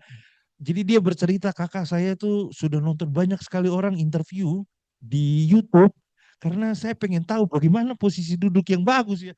Saya bilang ke dia, kau nggak usah mikirin bagaimana posisi duduk karena ada penata artistiknya. Nanti dia ngasih kamu tempat duduk baru kamu sesuaikan. Kamu bayangkan saja apa yang mau kamu ceritakan gitu misalnya. Karena film tuh satu hal, filmmaking itu adalah hal yang lebih rumit gitu. Oh kita nonton film nih, kita merasa oh ya gue relate nih, gue suka nih filmnya. Tapi ketika kita menjadi bagian dari proses pembuatannya, ada kompleksitas yang mungkin juga tidak kita inginkan sama kayak tadi kita berhadapan dengan arsip. Wow, temuan yang gila gitu. Tapi lalu kemudian kerjaan baru nih gitu. Maksudnya kayak butuh waktu lebih panjang nih. Maksudnya film tuh kan diulang-ulang ya. Jadi ada orang yang maksudnya ada ibu yang selalu bilang sebentar ya saya pulang dulu, saya mau masak nasi buat anak saya. Saya ingat sekali peristiwa itu karena monumental, semua orang kaget gitu kayak kan bukan kita udah sepakat hari ini mau interview. Ibunya bilang, tapi saya pulang dulu ya karena anak saya pulang sekolah. Saya harus masak nasi dan memberi makan gitu. Itu sesuatu yang shock banget buat orang dari Jakarta. Kan kita sudah sepakat ya Bu. Maksudnya ibu akan mendedikasikan waktu ibu seharian di sini. Enggak, saya ibu rumah tangga. Berapapun yang kalian bayar, saya ibu rumah tangga, saya harus pulang gitu. Dan rumahnya itu jalan kaki, jadi dari sini ke depan jalan situ. Jadi semua orang duduk menunggu dia dan menyaksikan bagaimana dia mengurusi anak-anaknya lebih dulu dan lalu kemudian oh ibunya balik, ayo set lagi gitu. Maksudnya ini kan kompleksitas yang tidak dibayangkan dalam sebuah, maksudnya kita nonton film, kita lihat hasil akhirnya. Di belakang itu tuh ada banyak hal. Nah, orang-orang, saya harus bilang bahwa orang-orang di tempat yang jauh seperti di Banda itu tidak pernah punya imajinasi bagaimana suatu hari saya setelah melahirkan 5 orang anak dan membesarkan mereka dengan baik menurut dirinya akan terlibat dalam sebuah proses pembuatan film. Dia tidak pernah membayangkan. Jadi ketika dia, ibu nanti mau diinterview ya, nanti interviewnya ada bayarannya kok, ada gini gini gini gini. Oh iya iya, oke oke oke, sepakat. Dan ketika harinya terjadi, dia bilang sebentar saya pulang dulu, mau anak saya harus makan gitu. Dia tidak pernah terlibat. Dan itu dinamika yang kemudian saya coba sodorkan ke teman-teman bahwa teman-teman harus melihat ini sebagai sesuatu yang juga unik karena di Jakarta kita bikin film nggak ada orang, ada ekstras yang bilang tar ya scene gue masih jam 9 kan gue pulang dulu mau gojek, enggak. Ada perbedaan yang sangat signifikan. Jadi memang waktu itu posisinya adalah ketika proses sudah beberapa kali proses dulu dilakukan, kita memilih orang-orangnya bahkan untuk memilih sejarawan Banda misalnya yang bicara di dalam film atau Pak Wim yang dari Belanda datang ke Indonesia itu tuh juga melalui apa ya, banyak sekali checklist lah yang dilakukan gitu. Misalnya kayak yang menarik untuk sejarawan Banda itu dia sendiri sebenarnya bukan orang asli Banda yang generasi pertama, dia baru generasi kedua Pak Usman itu gitu. Jadi kemudian menurut orang-orang diaspora yang ada di beberapa tempat lain bilang bahwa itu orang itu bukan orang asli Banda karena mereka baru tiba setelah genosida gitu. Itu dinamika yang menarik banget kemudian karena pada akhirnya ini tentang klaim itu kan, tentang kepemilikan itu kan, maksudnya sepetak tanah yang sekarang jadi jalan di depan Sarina itu dulu pasti milik seseorang dan 10 orang bisa datang dengan mengklaim bahwa dulu ini kuburan nenek moyang saya loh, ayo kita gali tempat ini dan kita akan menemukan harta karun. Orang bisa datang membawa kebenaran seperti itu gitu. Dan apa ya? Dalam proses seperti ini ya itu dinamika yang menarik buat dihadapi sih. Oke. Nah, dengan yang kompleks seperti itu, Mas Irfan butuh waktu berapa lama dari misalnya dari pertama riset sampai pada akhirnya skrip itu bisa terbayangkan, bisa jadi gitu. Sebenarnya kalau penulisan skrip itu setahunan lah. Proses riset dan assembly tim dan sebagainya itu mungkin setahunan juga gitu. Jadi 2 tahun. Tapi itu yang tadi saya bilang gitu hubungan dengan Banda. Dan entah kenapa saya tuh orang yang ngumpulin buku sejarah, Mbak. Maksudnya saya nggak tahu kapan persis saya akan butuh semua ini gitu. Saya akan taruh di sana, saya akan apa sih namanya grouping. As soon as possible saya akan pasti berhubungan dengan buku-buku itu gitu. Seperti misalnya kayak saya orang yang selalu tertarik dengan 65. Lebih spesifik lagi saya tertarik dengan 65 dan perempuan gitu. Saya mengumpulkan banyak sekali. Saya nggak tahu suatu hari hidup saya pasti ada irisnya. Saya orang yang selalu percaya itu. Suatu hari hidup saya pasti akan ada irisannya sama buku-buku ini gitu loh. Dan jadi kayak kalau ditanya proses Banda tuh ya proses Banda secara tertulis dalam proses pengerjaan itu ya hampir 2 tahunan gitu dan proses penulisan.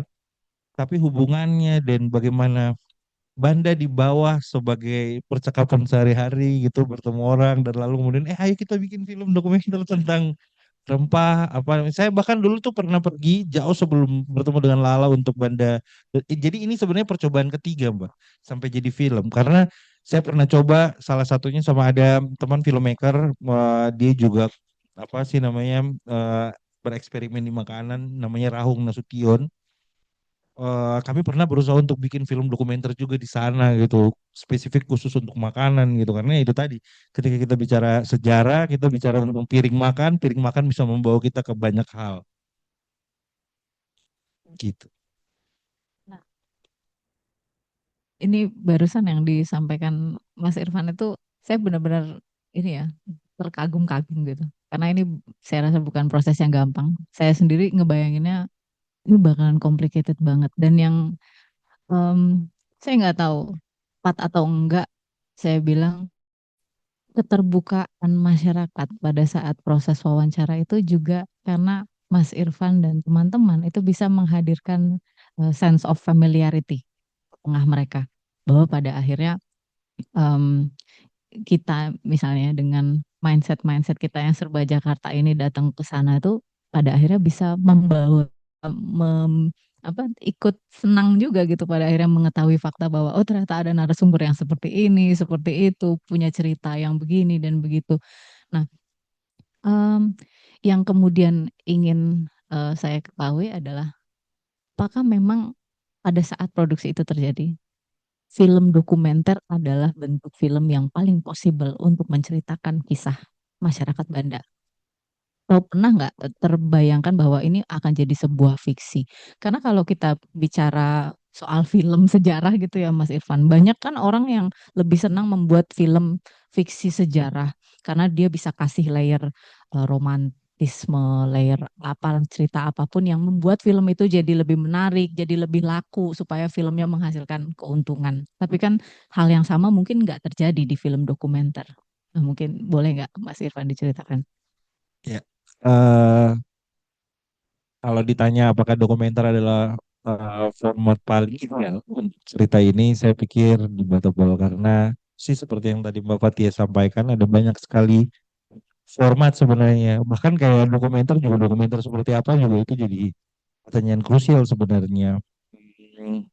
Tapi memang dalam produksi ini dan visi yang mau dicapai oleh filmmakernya waktu itu bentuk yang paling mendekati adalah ya dokumenter gitu karena mereka pengen merangkum sesuatu yang yang besar gitu yang kemudian juga sebenarnya sebagai sebuah visual approach gitu dia bisa bicara dengan cara yang lebih luas gitu karena ketika kita bicara fiksi gitu kita akan bicara tentang plot gitu ada banyak sekali fiksi sejarah ada banyak sekali tanya dalam tanda kutip fiksinya dari landasan sejarah atau peristiwa nyata yang pernah terjadi gitu dan berhasil gitu.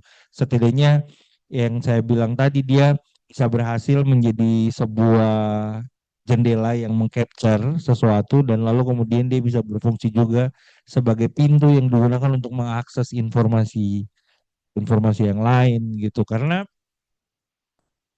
kalau kalau kalau saya bilang gitu, wah, misalnya saya punya joke di filmmaker, saya selalu bilang bahwa kita tuh negara maritim, tapi kita nggak punya Pirates of Caribbean gitu. Sorry to say, maksudnya ketika kita nonton Pirates of Caribbean gitu, Jack Sparrow tuh ceritanya harusnya belum selesai karena dia belum sampai ke Nusantara gitu.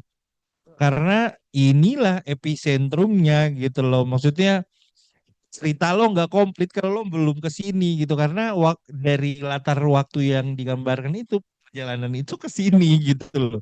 Jadi saya selalu bilang bahwa kita misalnya kayak saya selalu maksudnya kalau orang tanya gitu, Ipang lo tuh selalu punya agenda kayak Ipang lo punya cerita ini nggak? Ipang lo punya cerita ini nggak? Ketika orang mulai bicara sejarah saya bilang mau nggak bikin Sultan Nuku gitu loh. Maksudnya ada orang bertarung 40 tahun di laut nggak mati-mati, nggak kalah-kalah, nggak dihianati.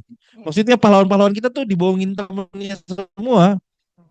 Ya kan ceritanya kan selalu narasinya gitu. Pada akhirnya temannya capek menghadapi dia dan lalu kemudian temennya bocorin, Belanda, lo tau nggak dia ada di mana? Di situ tuh.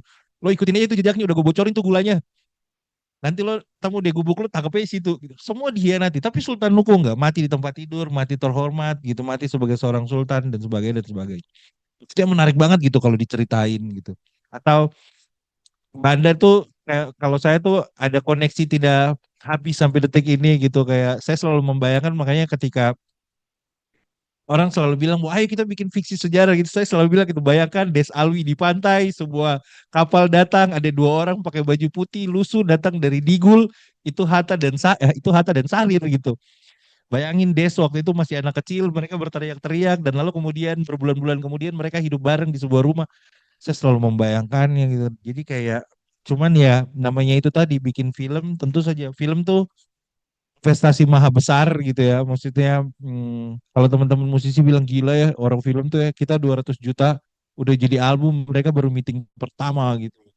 Belum jadi film baru meeting gitu. Maksudnya investasinya sangat besar dan makanya saya juga bilang maksudnya lepas dari apapun yang kemudian berhasil dihasilkan gitu dokumenter Banda ini jadi sesuatu yang saya pribadi sangat sangat bangga ikut terlibat di situ karena memang apa ya dia dibuat dengan jenis investasi yang tidak peduli bagaimana returnnya, bagaimana itu balik gitu loh.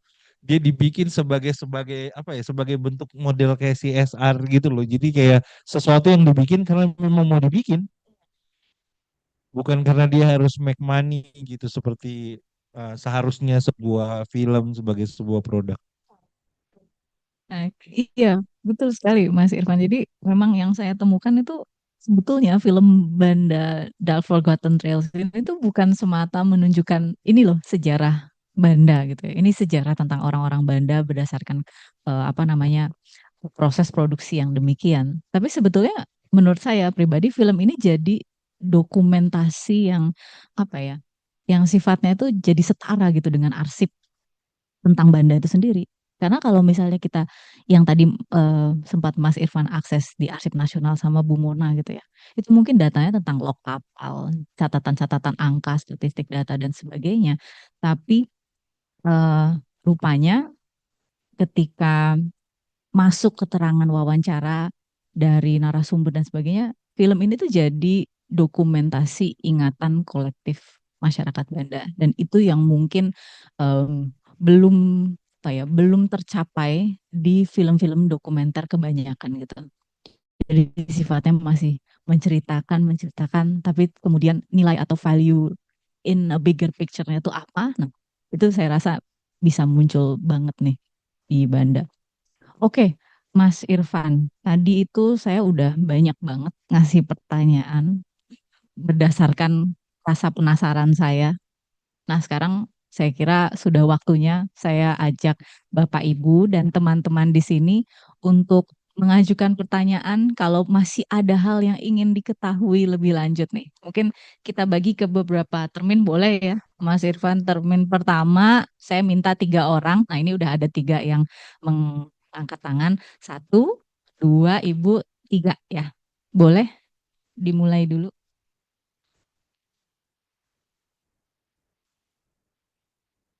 Kenalkan, nama saya Hotman, tapi nggak pakai Paris.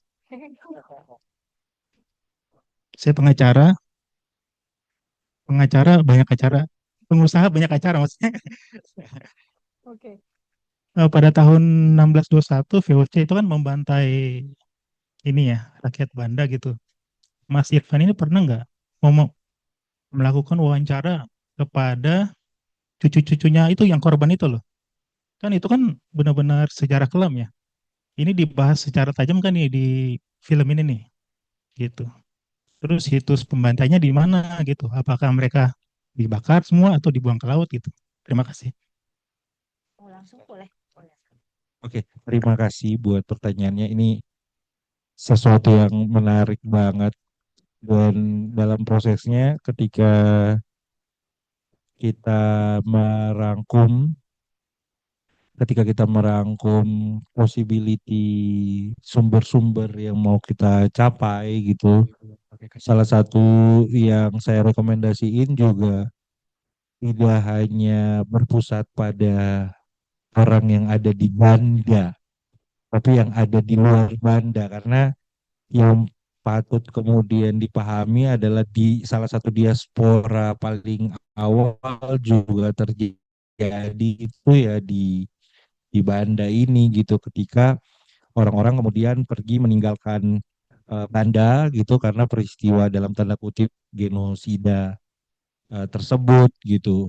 Tapi lalu kemudian memang keputusan yang diambil adalah tidak pergi ke arah itu gitu. Yang diinterview adalah orang yang memang hidup di Banda hari ini gitu, masih ada di Banda, terhubung dengan Banda sebagai tempat tinggal gitu. Karena saya sendiri sempat kemudian merekomendasikan bahwa ketika kita mau bicara tentang diaspora gitu, ada banyak sekali masyarakat di tempat lain yang kemudian akan menyebut Banda sebagai identitas asal sebelum kemudian dalam tanda kutip nenek moyang itu pergi pindah ke dari tempat tersebut gitu. Jadi memang waktu itu Mas Hotman atau Bung Hotman atau Pak Hotman, bukan itu konsentrasinya memang gitu. Jadi memang itu dia muncul sebagai sebuah fragmen sejarah. Nah, kalau ditanya lokusnya ada di mana, kami juga mengetahuinya sebagai ilustrasi ya. Maksudnya kayak itu terjadi di pantai, pantainya tuh ada di bagian yang sebelah sini, orang ditarik dan lalu kemudian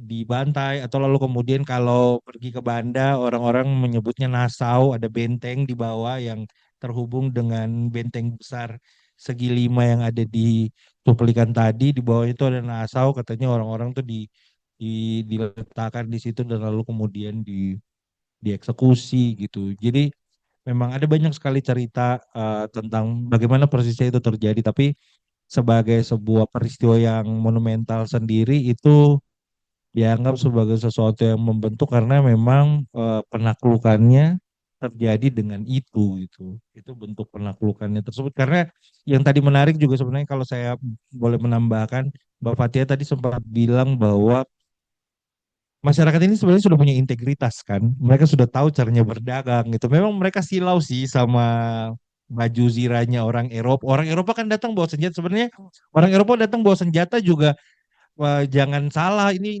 tidak selalu tentang orang mau ngajak perang. Perjalanan laut itu panjang dan berbahaya, sehingga mereka butuh senjata gitu loh. Tapi ketika kemudian orang melihat dan lalu kemudian terjadi proses, memang memang ada banyak sekali penolakan yang dilakukan karena masyarakatnya sebenarnya sudah punya integritas gitu.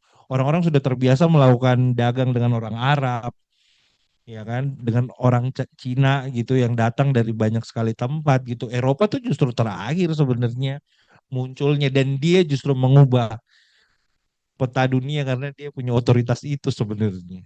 Kira-kira seperti itu Mas Hotman. Semoga menjawab ya pertanyaannya. Terima kasih. Oke, baik. Langsung boleh Bu ke pertanyaan kedua. Baik, terima kasih. Saya Vera, perkenalkan dari masyarakat umum. Jadi kalau saya boleh mengulas sedikit, ini kan filmnya di 2017 kalau nggak salah ya. Seperti yang tadi disampaikan, film dokumenter itu kan kebanyakan tidak menarik lah atau bagaimana lah ya. Berbeda dengan film-film yang tayang saat ini yang banyak memakan, bukan, menarik masyarakat untuk menonton. Saya mohon izin, saya ada 2 pertanyaan. Yang pertama, kalau sudah tahu ini tidak menantang masyarakat, apakah dari film yang diproduksi saat itu hingga saat ini ada kerjasama dengan pemerintah daerah lokal maupun pemerintah pusat, bagaimana mengangkat Pulau Banda ini yang memiliki sejarah yang sangat panjang dan sangat menarik, bahkan mengerikan karena ada genocide dan yang lainnya. Apa hasil dari film dokumenter dari sejak produksi hingga sekarang? Apakah ada kerjasama berikutnya atau mungkin nanti akan ada film-film lainnya gitu loh, yang tidak bersifat dokumentasi saja, tapi ada benang merahnya dengan kejadian-kejadian yang seru yang lainnya. Yang kedua, yang saya ingin tanyakan dari film yang diproduksi saat itu, apakah tersirat adanya ketahanan pangan yang ada di saat itu dan atau bahkan ketahanan nasional pada saat itu dengan yang saat ini? Maksud saya gini, apakah di film itu kan ada lanjutannya bahwa ya bahkan diperebutkan lalu ditunjukkan nggak di dalam film itu akan ada lanjutannya nih nanti karena sangat akan di ketahanan pangan berikutnya misalnya begitu. Mohon maaf ini pertanyaan dari saya 2. Terima kasih. Oke, terima kasih. Langsung aku jawab ya Mbak Vera. Terima kasih untuk 2 pertanyaannya Bu Vera. Film ini didistribusi, maksudnya sebagai sebuah film ini didistribusikan dengan banyak sekali cara gitu ya.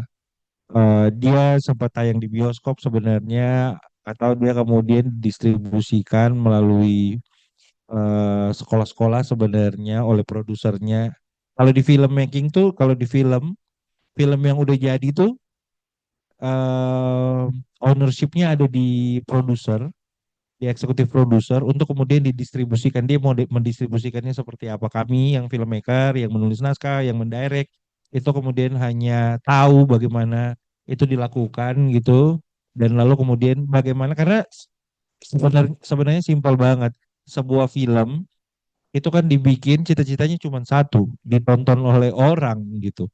Film kalau dibikin gak ditonton tuh ya dia tidak jadi film gitu. Dia cuma jadi proses yang dilakukan aja. Dan film ini juga didistribusikan ke OTT dan sebagainya. Jadi dia sebenarnya punya tempat gitu, punya tempat khusus. Dia tidak pergi ke bentuk-bentuk seperti film komersil yang ada di bioskop, tapi dia pergi dengan cara yang berbeda. Lalu kemudian apakah kemudian itu ada bentuk kerjasama dengan pemerintah daerah? Secara spesifik sebenarnya saya nggak tahu. Tapi lalu kemudian memang untuk kemudian menjawab pertanyaan yang kedua gitu loh. Film ini dia berdiri sebagai sebuah film gitu. Dia kemudian tidak apa ya memiliki tanggung jawab langsung mengubah sesuatu atau memperbaiki sesuatu karena balik lagi ini selalu tentang bagaimana sesuatu yang sudah dibuat di follow up dengan atau direspon dengan sesuatu yang lain. Bayangannya tentu sangat sederhana.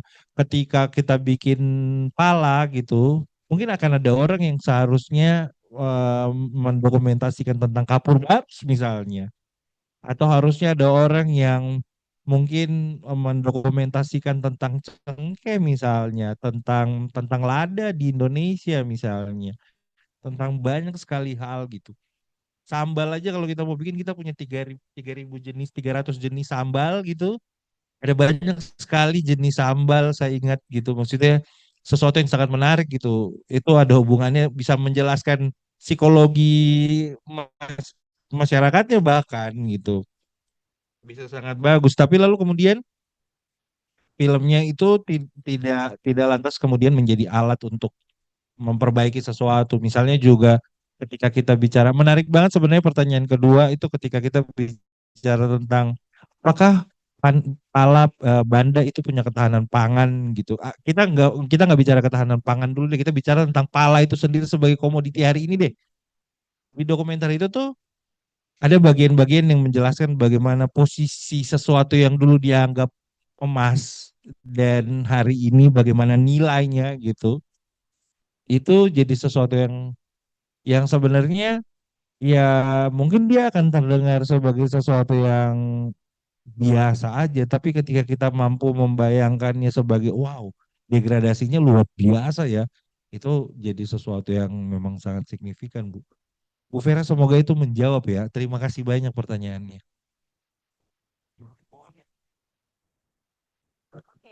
Lanjut ke pertanyaan berikutnya. Sebelum lanjut, saya ternyata boleh menerima satu lagi. Jadi sesi tanya jawabnya hanya satu termin, Mas Irfan. Jadi saya boleh menerima satu orang penanya. Kebetulan karena di tengah tadi sudah dua, saya ambil yang sebelah kiri ya. Mas yang paling depan nanti setelah ini. Silakan. Enggak, maksudnya Mas tetap nanti yang keempat terakhir. Ya, Ya, silakan. terima kasih Bang Ipang atas kesempatannya. Perkenalkan nama saya Tangguh, saya dari masyarakat umum yang kebetulan suka sejarah. Mungkin mulai dari apa ya, pembukaan dulu kali ya. Karena yang salah satu statement yang tadi di awal saya dengar dan ngena juga, tujuannya sejarah itu salah satunya adalah mewariskan semangat dan juga untuk kita bisa meneruskan perjuangan, untuk kita juga belajar akan kesalahan masa lalu. Nah, untuk film dokumenter ini selain juga meliput soal sejarah Banda itu sendiri, apa yang terjadi di sana dan juga bagaimana Banda ini disebut sebagai penggerak peradaban pada masanya atau ya roda ekonominya pada saat itu, bagaimana caranya Abang Ipang memverifikasi hal tersebut gitu. Karena mungkin kalau misalkan dicerminkan kepada masa sekarang, kita selalu mendengar bahwa Indonesia itu memiliki banyak sumber daya alam, mineral, eh, minyak dan gas, lalu mungkin yang sekarang sedang ramai nikel dan segala macam. Tapi akhir-akhir ini baru saya tahu, berbicara soal volume, reserve kita dalam sumber daya itu tuh ternyata kalah dari beberapa negara yang lain dan itu merupakan apa ya, heartbreaking moment buat saya. Nah, gimana caranya Bang Ipang menemukan eureka moment untuk Banda dan palanya ini tuh, oh ya ini tuh pada saat itu memang terverifikasi si penggerak peradaban pada masanya. Terima kasih, Bang Kei. Terima kasih. Terima kasih Tangguh. Saya jawab ya. Mungkin nanti Mbak Fatia juga mau, karena pertanyaannya menarik banget kan.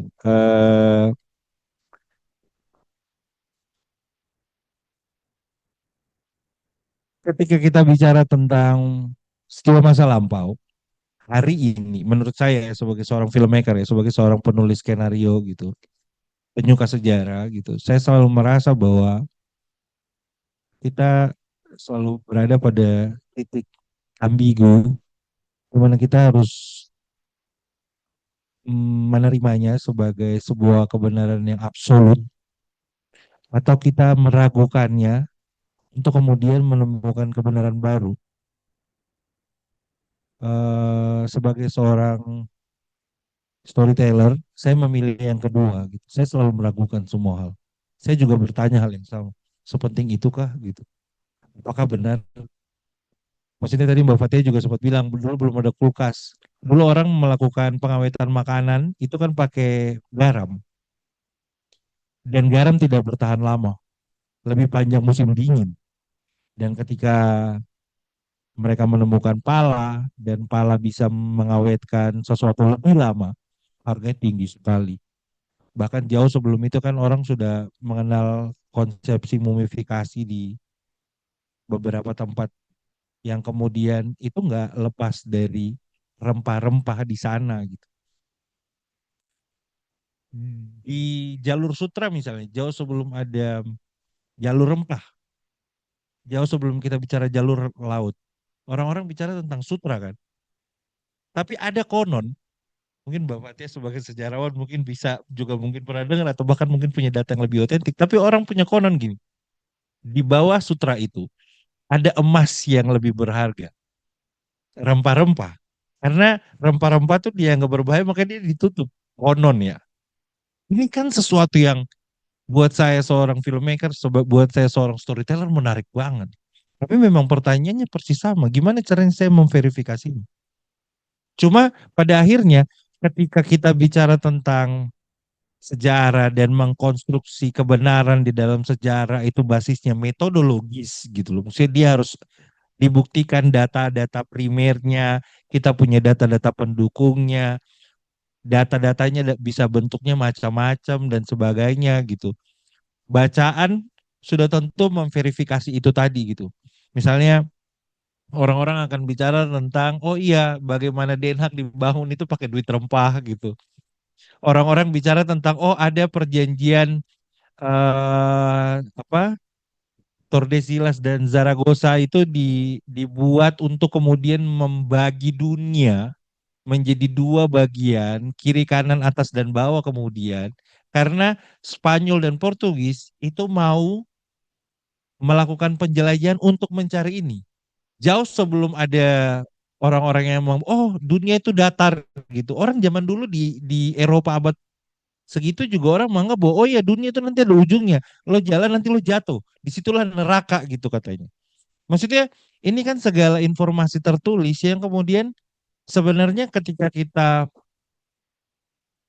tidak menelusurinya, kita tidak mengalami eureka moment itu sebenarnya.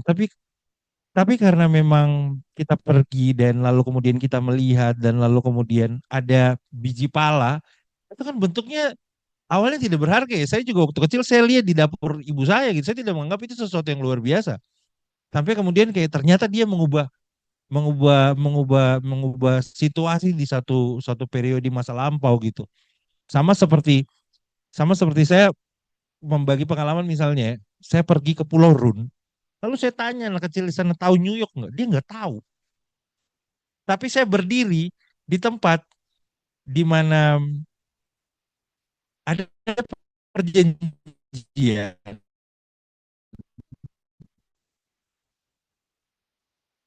yang dibikin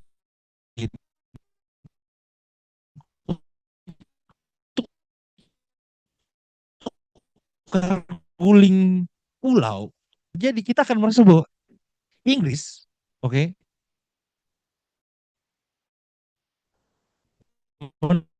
menukar pulau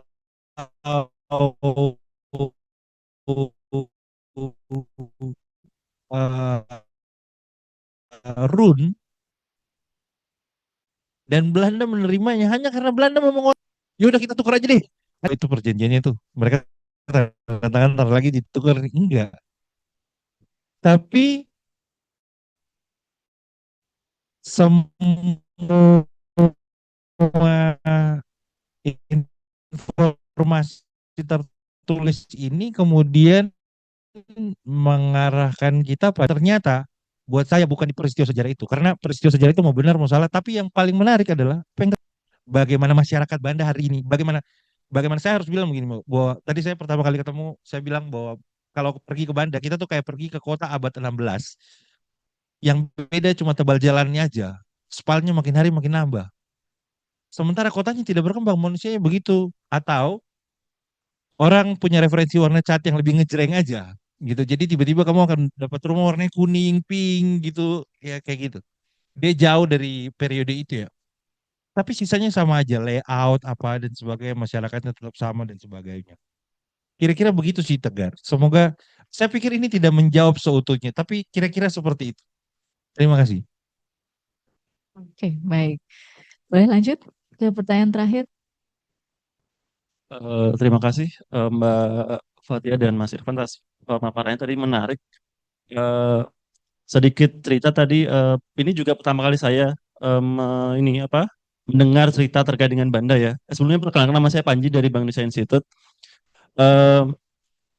Tadi Mbak Fatia sempat ada statement sebenarnya sejarah di Indonesia itu, dalam pendidikan sejarah Indonesia itu hanya berfokus pada sejarah-sejarah besar, tokoh-tokoh yang besar. Dan sebenarnya Banda ini kan salah satu cuplikan kecil ya, bahwa dulu ada satu daerah yang secara independen dan mandiri dia memperdagangkan, punya komunitas yang sangat bagus, Pala. Kemudian pertanyaannya adalah kenapa pendidikan sejarah kita itu tidak fokus pada sejarah-sejarah yang yang menarik seperti itu ya, seperti Banda tadi. Kemudian yang kedua terkait dengan ini Mas, mungkin kaitannya sama tadi ketahanan pangan ya. Dulu kan Pala kan potensinya kan besar, dan saya tadi riset sedikit bahwa 75% produksi pala global itu dari Indonesia, dan memang hambatannya itu dari proses produksi dan sebagainya. Ini mungkin Mas bisa cerita sedikit gimana sih kondisi di sana, kenapa potensi yang besar ini tidak bisa dioptimalkan seperti itu. Terima kasih. Oke. Oh, saya jadi dapat pertanyaan juga ya, padahal saya moderator. Oke. Iya.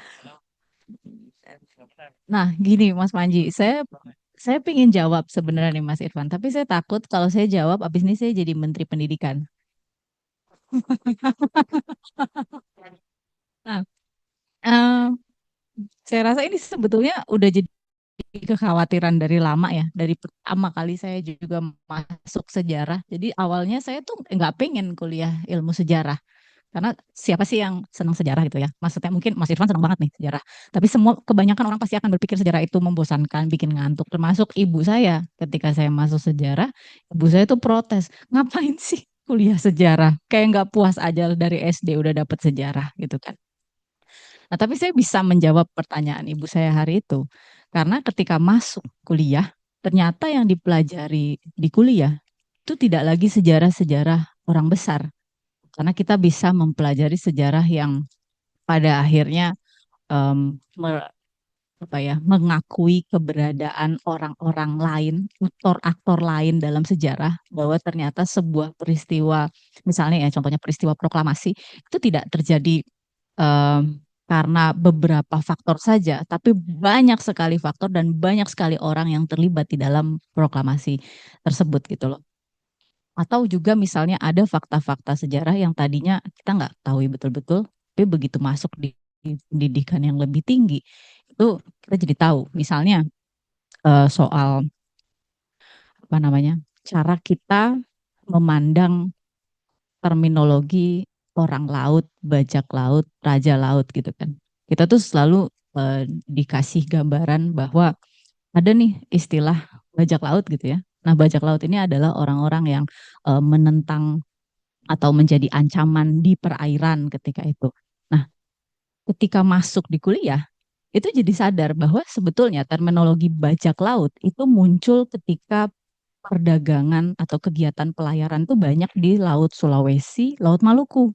Tadi sempat Mas Irfan mention juga bahwa sebenarnya mereka ini bukan bajak laut, mereka itu hanya orang laut, raja-raja yang punya otoritas terhadap laut, yang ketika VOC masuk, ketika orang-orang Eropa itu masuk, mereka ini dilihat sebagai ancaman.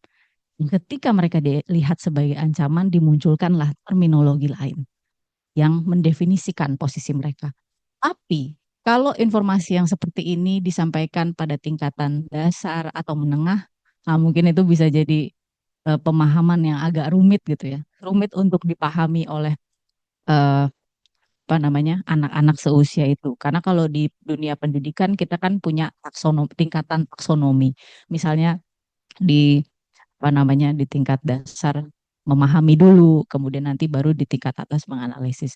Dan saya rasa sejarah-sejarah yang sifatnya spesifik, yang fokus ke beberapa peristiwa-peristiwa partikular, tokoh-tokoh sampingan dan sebagainya, itu kalau diceritain di sekolah dengan kurikulum yang saat ini, mungkin pelajaran sejarahnya harus 3 kali seminggu, nggak bisa 1 kali pertemuan, gitu ya.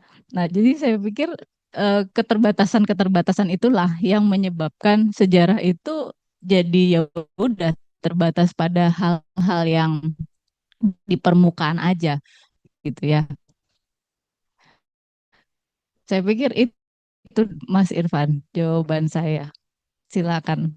Eh, Mas Panji, saya mau nambahin sedikit, tapi saya juga mau bilang bahwa lepas dari soal soal konten sejarahnya, saya pikir juga memang, kalau saya nggak tahu sekarang ya, tapi sejauh mata memandang saya merasa bahwa inovasi di cara mengajar itu jadi penting banget gitu, karena hari ini kan sumber banyak ya, ada banyak anak-anak yang udah nggak kursus bahasa Inggris juga lancar aja karena nonton YouTube tiap hari gitu, berbahasa Inggris dengan sangat baik gitu, lebih baik dari orang dewasa yang pernah cus gitu, maksudnya sangat baik dan teknologi membantu itu. Jadi kayak salah satu yang menarik menurut saya adalah metode pembelajaran, dan salah satu yang juga memang mungkin perlu mulai gencar sebenarnya. Saya nggak tahu ya apakah ketika kita bicara pemerintah gitu, ini ruang yang tepat atau tidak, tapi salah satunya juga adalah dengan kemudian mungkin memperbanyak film commission untuk film-film yang punya function untuk media ajar gitu. Karena di luar sebenarnya, tapi kita nggak bisa membandingkan Singapura dengan Indonesia misalnya, punya kompleksitas berbeda, tapi film-film di Singapura misalnya itu bisa full commission dari negara dan dia tidak harus membuat sesuatu yang dalam tanda kutip dipesankan negara gitu. Dan itu kemudian menumbuhkan apa ya, dinamika produksi yang menarik gitu untuk menghasilkan konten-konten yang bagus, dan pada akhirnya gitu setiap film yang dihasilkan itu dia menjadi cerminan satu periode, satu masa. Justru kemudian ketika kita tonton lagi, misalnya gini, kalau kita tonton ADC hari ini sebenarnya kita bisa melihat, wah, awal 2000-an tuh trennya ini gitu. Dia juga jadi sumber rujukan sebenarnya. Jadi sebenarnya sangat menarik. Jadi salah satunya adalah metodenya. Kalau saya minta maaf banget Mas Panji, tapi saya ada di sana juga udah 8 tahun lalu ya. Maksudnya udah lama sekali gitu. Saya bahkan belum pernah kembali lagi gitu. Saya terhubung dengan beberapa orang lewat Facebook. Tapi saya melihat kesamaan gitu loh. Bahwa eh kita nggak bisa menutup mata bahwa ekspansi, kita bicara dulu mode, kita bicara modal ya. Orang-orang secara manpower itu sangat terbatas. Jadi dia mengelola sesuatu basisnya tradisi. Dia tidak, sorry itu saya, pada akhirnya kan kita perlu melihatnya sebagai bisnis. Ketika kita bicara tentang bagaimana ini menjadi lebih besar. Tapi jauh sebelum itu kita harus bicara sesuatu yang basisnya fundamental tentang kenapa itu harus dilakukan dan bagaimana itu akan dilakukan. Apakah kemudian itu akan melahirkan sebuah kemajuan atau justru malah kemunduran lain gitu. Sehingga ketika kita bicara misalnya pakai terminologi ketahanan pangan gitu, sesuatu yang sustain gitu, kan kita perlu mengurai ini apa yang dimaksud, karena misalnya yang menarik kemudian pala itu kebunnya dikelola oleh masyarakat, ya kan, hasilnya dijual, tapi lewat pelabuhan pajaknya itu besar. Jadi di ujung sebenarnya mereka tidak sedang berbisnis dan kemudian dalam tanda kutip menjadi sejahtera. Karena yang dilakukan orang-orang ini itu adalah memanen pala untuk membayar hutang pada akhirnya. Ini kan sebuah lingkaran setan ya. Maksudnya gagal panen dan lalu kemudian hutang. Hutang jaminannya apa? Panen berikut kan. Jadi sebelum kau panen kau sudah tidak punya apa-apa sebenarnya. Nah ini kan sebuah situasi yang terjadi, dan ini terjadi dalam banyak apa sih namanya contoh lain gitu loh. Terus kesadaran itu sih sebenarnya bagaimana bagaimana kesadaran akan apa memperbarui proses inovasi apa dan sebagainya. Dunia tuh isinya sekarang mesin-mesin. Maksudnya ketika kita bicara minyak atsiri aja, ya kan, bagaimana ekspansi minyak atsiri itu udah mengalami perkembangan jauh sekali gitu loh. Orang tidak pernah membayar. Maksudnya sekarang coba Google di Tokped gitu, keluar harganya mahal gitu. Bahkan ada tempat namanya rumah atsiri gitu, orang pergi ke sana lalu kemudian mengendus bau-bauan gitu. sesuatu yang sangat menarik gitu. Pertanyaannya kemudian, tempat di mana asal muasal tanaman ini ada, apakah manusia juga pergi dengan cara berpikir baru, itu jawabannya tidak gitu loh. Jadi memang ada banyak sekali hal. Cuma ya memang ini kalau mau dirapiin dan kita bicara sampai pada level yang sustain kayak yang dibayangkan, semua orang harus terlibat dan ada banyak hal yang harus diperbaiki sih saya pikir. Terima kasih, Mas. Ya, baik, terima kasih atas pertanyaan-pertanyaan yang sudah diajukan. Jadi ternyata diskusi ini berjalan dengan sangat menarik. Mas Irfan, saya dapat banyak ilmu dari Mas Irfan, kemudian juga tanggapan-tanggapan dari peserta juga memperkaya diskusi kita hari ini. Nah, Bapak, Ibu, dan rekan-rekan yang baik, tadi kita sudah menonton, sudah mendengarkan Mas Irfan cerita, sudah berdiskusi juga. Nah, dari berbagai aktivitas kita hari ini, kita sama-sama belajar bahwa sejarah akan selalu memiliki makna yang reflektif. Jadi kenapa sejarah itu penting? Kenapa sejarah itu harus diketahui? Ya karena sejarah itu selalu punya kaitan dengan masa sekarang dan mungkin masa yang akan datang. Nah, makna reflektif itulah yang kemudian selalu menyadarkan kita bahwa belajar sejarah itu bukan cuma soal tahu tempatnya di mana, kapan terjadinya, tahun dan sebagainya, enggak. Tapi masih relevan enggak peristiwa sejarah itu dengan apa yang kita hadapi saat ini, apa yang mungkin akan terjadi pada kita, pada masyarakat, pada kehidupan kita di masa yang akan datang. Nah, artinya sejarah bukan hanya kisah atau peristiwa masa lalu, tapi cermin untuk bisa melihat apa yang terjadi di masa kini dan apa yang akan terjadi di masa yang akan datang. Saya ucapkan terima kasih kepada Mas Irfan, makasih sebanyak-banyaknya. Jadi sangat menarik ya untuk bisa tahu proses kreatif Mas Irfan, kemudian juga pengalaman-pengalamannya yang sangat menarik dan membuat kita juga jadi pingin ke Banda lah sekali-kali. Saya harus benar-benar jadi nih pergi ke Banda dan juga mungkin teman-teman ya. Karena Syahrir pernah bilang, jangan mati dulu kalau belum sampai Banda. Nah, jadi ayo ini jadi challenge buat teman-teman. Barangkali liburan berikutnya, ayo mungkin kita berangkat ke Banda ya. Oke, dengan demikian izinkan saya menutup acara pada hari ini. Wassalamualaikum warahmatullahi wabarakatuh. Selamat siang dan sampai jumpa di kesempatan berikutnya. Saya kembalikan ke MC.